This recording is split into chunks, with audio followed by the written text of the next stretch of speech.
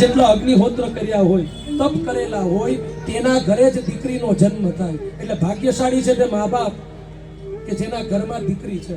બેટિયા તો બેટિયા હોતી હોય.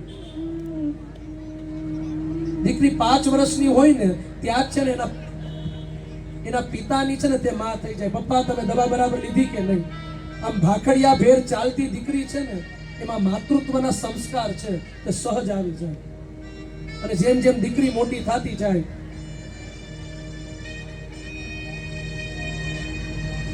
અને એટલા માટે જ એક સરસ મજાની પંક્તિ આપણી ભાષામાં મળે છે કે સમી સાંજનો ઢોલ ઢબુકે ને જાન ઉઘલતી માલે. સમી સાંજનો ઢોલ ઢબુકતે ને જાન ઉઘલતી માલે, કેસરિયાળો સાફો ઘરનું ફળિયું લઈને ચાલે.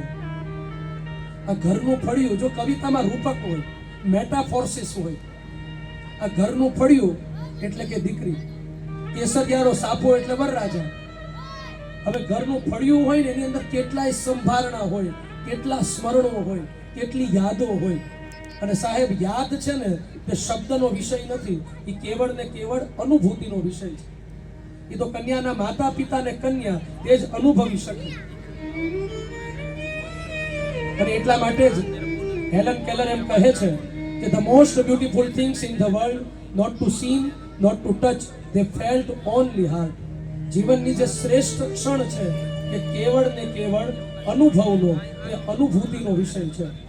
અને એટલા માટે કન્યાદાન, જો આજના સમયમાં ઘણા બધા જે બૌદ્ધિકો હોય છે, જે રેશનલિસ્ટો હોય છે ને પ્રશ્ન પૂછે છે, પ્રશ્ન કરતા હોય કે ભાઈ કન્યાદાન થોડુંક હોય, કન્યા થોડીક વસ્તુ છે.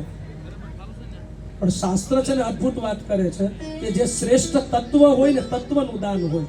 એટલા માટે આપણે કહીએ છીએ પ્રાણદાન, વિદ્યાદાન. જીવનનું જે શ્રેષ્ઠ તત્વ છે તેનું દાન. ને દાન કોને કરીએ છીએ? તો કે જે વ્યાપક છે તેવા વિષ્ણુ રૂપી વર્ણ. તો આવો સંસ્કૃતના આ કન્યાદાન સંકલ્પ દ્વારા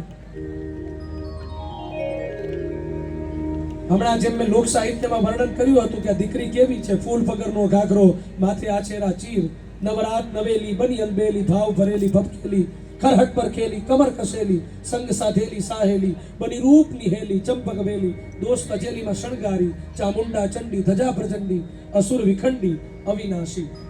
બસ આવું જ વર્ણન સંસ્કૃતમાં છે. આપણે જે ગામડામાં જેમ કંકોત્રી લગ્ન વાંચે ને, એ લગ્ન વાંચવાનું મૂળ છે ને આ કન્યાદાનનો સંકલ્પ છે.